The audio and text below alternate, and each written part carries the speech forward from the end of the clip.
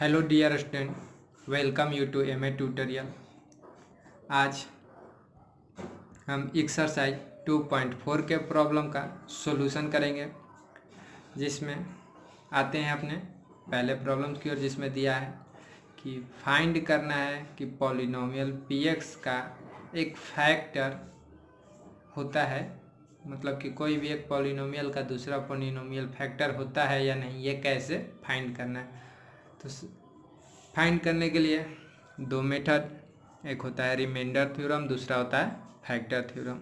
तो सबसे पहले आते हैं अपने एक polynomial px equal to x cube plus x square plus x plus one, जिसमें एक दूसरे पॉलिनोमियल x प्लस वन को चेक करना है कि ये जो x प्लस वन है x cube plus x square plus x plus one का फैक्टर है या नहीं है।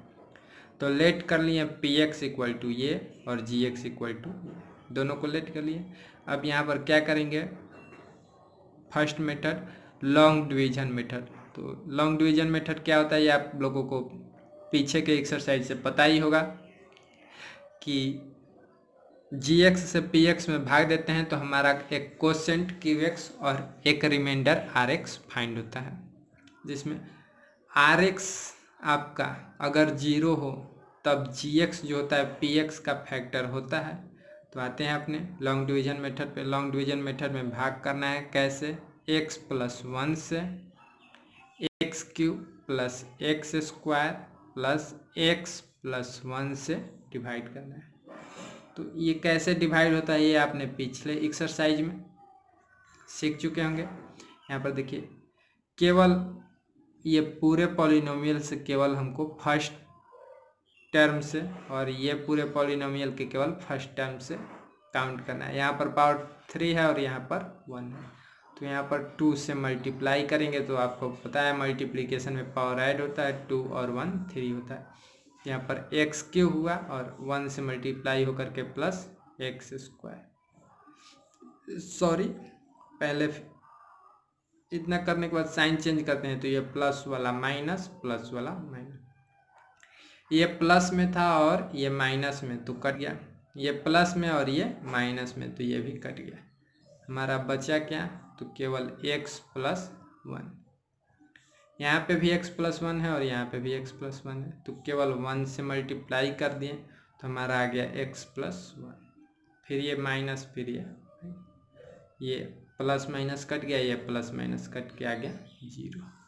तो आपको पता है कि अगर रिमाइंडर rx हियर rx या रिमाइंडर भी लिख सकते हैं is 0, therefore x plus one is a factor of given polynomial.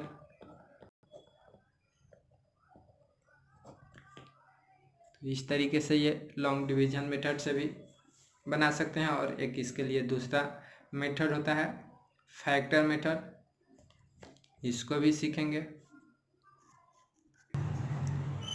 अब आते हैं इसमें एक और नेक्स्ट एग्जांपल देखते हैं। px आपका दिया है x cube minus x square minus 2 plus root 2x plus root 2 और gx x plus one let के हैं, बताना है कि x प्लस वन जो है इस पॉलिनोमियल का फैक्टर है या नहीं। तो दो मेथड, एक आपका होता है बाई लॉन्ग डिवीजन मेथड, दूसरा होता है फैक्टर मेथड। तो बाई लॉन्ग डिवीजन मेथड सीख गए हैं पिछले चैप्टर में भी और एक बार यहाँ पर भी फिर से सीखें। अब इसको हम फैक्टर मेथड से सिखाते हैं कि फैक्टर मेथड से कैसे बनाते हैं। लेकिन एक बात हमेशा याद रखिएगा कि अगर प्रॉब्लम में किसी भी पर्टिकुलर मेथड का नेम जिक्र किया हो, जैसे वहाँ पर जिक्र किया हो कि लॉन्ग डिवीजन मेथड से बनाना हो या आपका फैक्टर थ्योरम से बनाना हो, तो आप उसी मेथड का यूज करें। अगर नेम नहीं दिया हो तो आप किसी भी मेथड को यूज कर सकते हैं। तो आते हैं अपने सॉल्यूशन पर।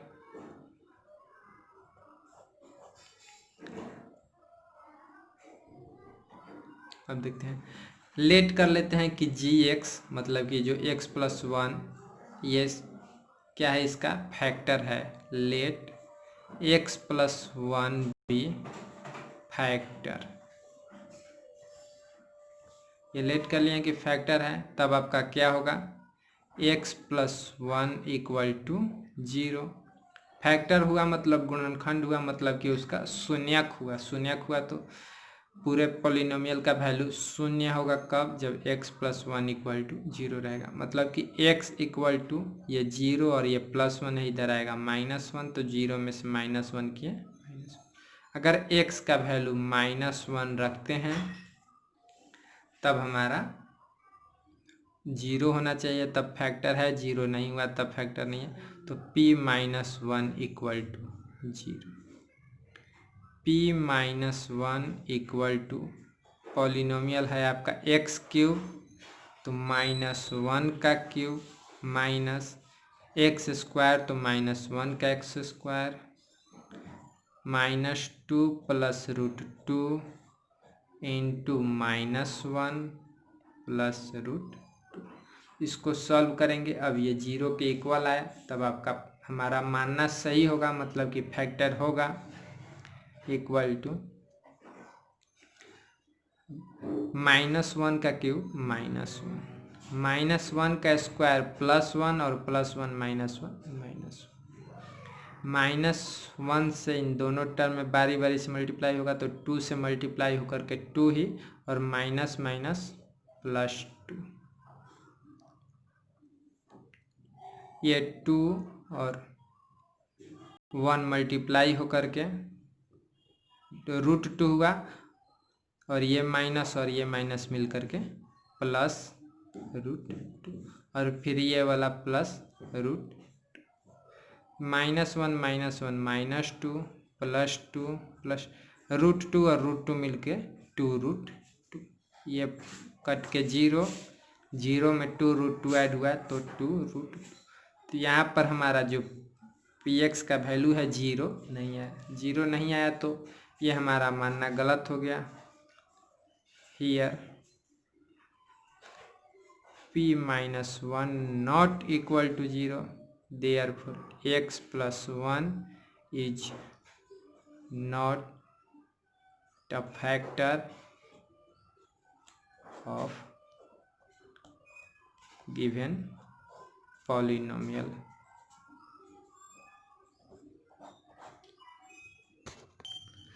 अब आते हैं नेक्स्ट अपने प्रॉब्लम नंबर 2 पर, जिसमें कि फिर प्रॉब्लम नंबर 1 की तरह ही चेक करना है कि एक gx दिया हुआ है x प्लस 1, चेक करना है कि ये px 2x³ plus x square minus 2x minus 1 का फैक्टर है कि नहीं। देखिए यहाँ पर पर्टिकुलर मेंशन कर दिया है कि गुणनखंड फॉर्म में यूज करना है, तो यहाँ पर लॉन्ग डिवीजन मेथड यूज नहीं कर सकते हैं, क्योंकि यहाँ पर पर्टिकुलर एक मेथड का नाम दिया गया। तो इसी तरीके से आप हमेशा ध्यान में रखिएगा कि कोई भी पर्टिकुलर मेथड का नाम दे तब उसी मेथड से बनाएंगे। आते हैं अपने सॉल्यूशन पर। अब क्या है, x प्लस 1 ये फैक्टर है, तो ये x प्लस 1 ये इसका वैल्यू 0 आ जाएगा, या x इक्वल टू -1 आएगा इधर, तो x का वैल्यू -1। अब x का वैल्यू -1 p में रखेंगे, तो px -1 इक्वल टू ये टोटल 0 होना चाहिए, क्योंकि फैक्टर वही होता है जो उसका शून्यक होता है, मतलब कि जो उसका वैल्यू शून्य कर दे। अब p-1 equal to 2 into x cube, तो 2 का वैल्यू -1³ प्लस एक्स स्क्वायर, तो -1 का स्क्वायर, -2 इंटू एक्स, तो -1, और फिर यहाँ पे -1 का क्यूब -1 और 2 से मल्टीप्लाई होकर के -2, 1 का स्क्वायर +1 और यहाँ पे प्लस है तो प्लस 2 1 या 2 और माइनस माइनस +2, और फिर यहाँ पे माइनस। देखिए ये माइनस वाला और ये माइनस वाला ऐड हुआ -3 प्लस ये प्लस वाला और ये प्लस वाला 3 प्लस और 3 माइनस मिल करके 0। यहाँ पर लिखेंगे कि p-1 इक्वल टू 0, देयरफॉर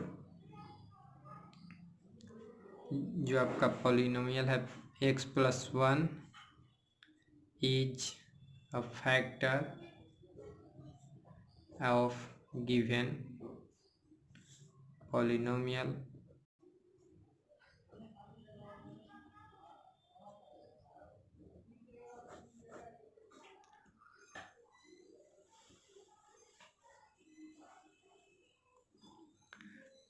यहाँ पर -3 + 3 मिलकर के 0 आया, तो p-1 = 0 हो गया।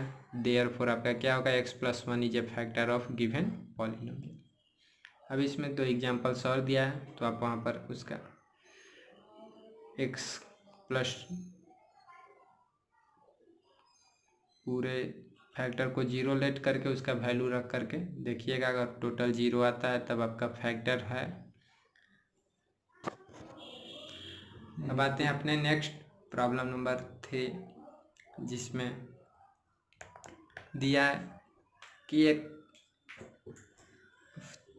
पॉलिनोमियल जैसे कि x-1 दिया है और ये फाइंड करना है कि ये पॉलिनोमियल x² + x + k का फैक्टर है, तो k का वैल्यू क्या होना चाहिए। तो सबसे पहले कि अगर ये फैक्टर है तो आते हैं अपने सॉल्यूशन पर। Given x-1 is a factor, therefore x-1 = 0, x = 1। अब देखिए x का वैल्यू हमारा यहाँ से 1 आ गया। अब ये x-1 = ये फैक्टर है, मतलब कि ये इसको डिवाइड कर देगा पूरा, मतलब कि x का वैल्यू यहाँ पर रखने पर ये पूरे पॉलिनोमियल का वैल्यू 0 होना चाहिए। यहाँ पर p1 = 0, p1 = अब यहाँ पे ये पॉलिनोमियल है और यहाँ पे 1 का वैल्यू रखेंगे, तो 1² + 1 + k, इस तरीके से वैल्यू रख दिए। अब क्या हुआ, ये p1 कितना है, तो 0, इसको 0 करेंगे इक्वल टू ये 1 का स्क्वायर 1 + 1 + k। अब ये 0 = 1 1 2 + k। अब k का वैल्यू फाइंड करना है, तो इसको इधर ला दिए, तो ये 0 - 2 होगा, 0 - 2 = k, देयरफॉर k इज 0 में से 2 माइनस करेंगे तो -2। तो यहाँ पर k का -2 अगर वैल्यू पुट करते हैं तो x² + x - 2 ये एक पॉलिनोमियल बनेगा जिसका फैक्टर x-1 होगा। अगर k का वैल्यू कुछ और है तब फैक्टर नहीं है। तो इस तरीके से आपको प्रॉब्लम फेस करने के मिलेगा कि फैक्टर चेक करना है, या फिर एक अधूरा पॉलिनोमियल दे दिया और उसमें दिया है दूसरा एक पॉलिनोमियल की फैक्टर है, तब इस तरीके से उसमें कोई एक कांस्टेंट टर्म रहेगा, उसका वैल्यू फाइंड करना। तो ये इस तरीके से वैल्यू फाइंड करेंगे।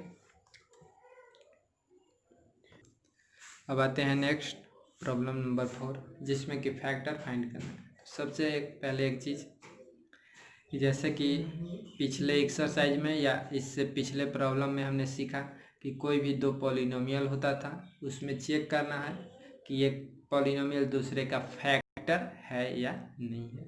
इस तरीके से चेक करना, तो उसके लिए 2 मेथड, लॉन्ग डिवीजन और फैक्टर थ्योरम।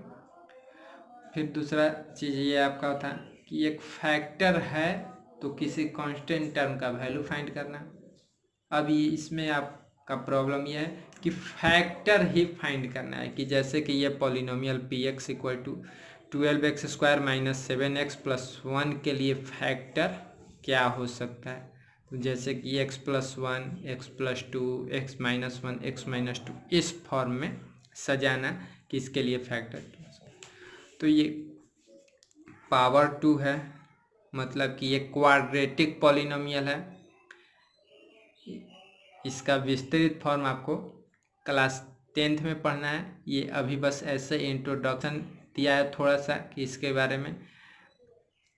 तो यहाँ पर सीखते हैं, यहाँ पर पावर 2 है तो ये क्वाड्रेटिक पॉलिनोमियल हुआ। अब यहाँ पर सीखेंगे क्वाड्रेटिक पॉलिनोमियल को फैक्टर कैसे करते हैं, फिर उसके बाद क्यूबिक के लिए सीखेंगे कि कैसे करते हैं। तो सबसे पहले क्वाड्रेटिक पॉलिनोमियल के लिए, क्वाड्रेटिक पॉलिनोमियल का मूल रूप होता है standard form ax² + bx + c। सबसे पहले ए और सी को मल्टीप्लाई करते हैं और बी को ऐसे फॉर्म में तोड़ते हैं कि एडिशन, जैसे मान लेते हैं बी को पी और क्यू के फॉर्म में तोड़ दिए, तो क्या होना चाहिए, बी और क्यू को जोड़े या घटाएं, तो हमारा पी और क्यू को जोड़े या घटाएं तो बी आना चाहिए, और मल्टीप्लाई किए पी और क्यू को तो ये ए और सी के मल्टीप्लाई के इक्वल आना चाहिए। इस तरीके से करेंगे तो हमारा पॉलिनोमियल क्या दिया हुआ है, 12x² माइनस 7x प्लस 1, ये हमारा पॉलिनोमियल है। तो ax² प्लस bx प्लस सी, इस b को तोड़ेंगे कैसे, तो इन दोनों के मल्टीप्लिकेशन के फॉर्म में आए और एडिशन करने पर ही। तो सबसे पहले इन दोनों को मल्टीप्लाई करते हैं, 12 बन जाए 12। तो देखिए ये छोटा डिजिट था, तो ऐसे ऐसे छोटे टर्म को आप देख करके भी बता सकते हैं। अगर नहीं समझ में आ रहा है तो सबसे सिंपल सा फॉर्म कि इसका फैक्टर करेंगे 2 से 6 टाइम्स में, फिर 2 से 3 टाइम्स। अब इस फैक्टर को ही किसी भी 2 3 के साथ पेयर बनाएंगे और देखेंगे, जैसे 3 और 2 का एक पेयर लेते हैं और 2 को सिंगल रखते हैं, तो 3 2 जा 6 और 2, तो 6 और 2 ऐड करेंगे तो 8 होगा और माइनस करेंगे तो 4 हो जाएगा, तो ये होगा नहीं। इसी तरीके से 2 2 का पेयर लिए, 2 2 4 और 3, तो 4 3 मिल करके 7 हो जाता है। यहाँ पर लिखेंगे 12x² 4x 3x प्लस 1। अब देखिए साइन, तो यहाँ पे प्लस करेंगे तो दोनों 7 हो जाएगा, लेकिन -7 में आना चाहिए तो दोनों को माइनस रखेंगे ताकि माइनस माइनस प्लस हो और साइन माइनस ही रहे। अब यहाँ से देखिए यहाँ भी 4 है और यहाँ भी 4 है, यहाँ भी x है यहाँ भी x है, तो 4x कॉमन की, तो यहाँ पर बचा 3, 4 3 या 12 और यहाँ पर 2x है, x कॉमन आया तो बचा x, माइनस यहाँ पे ये टोटल कॉमन आया तो बचा 1।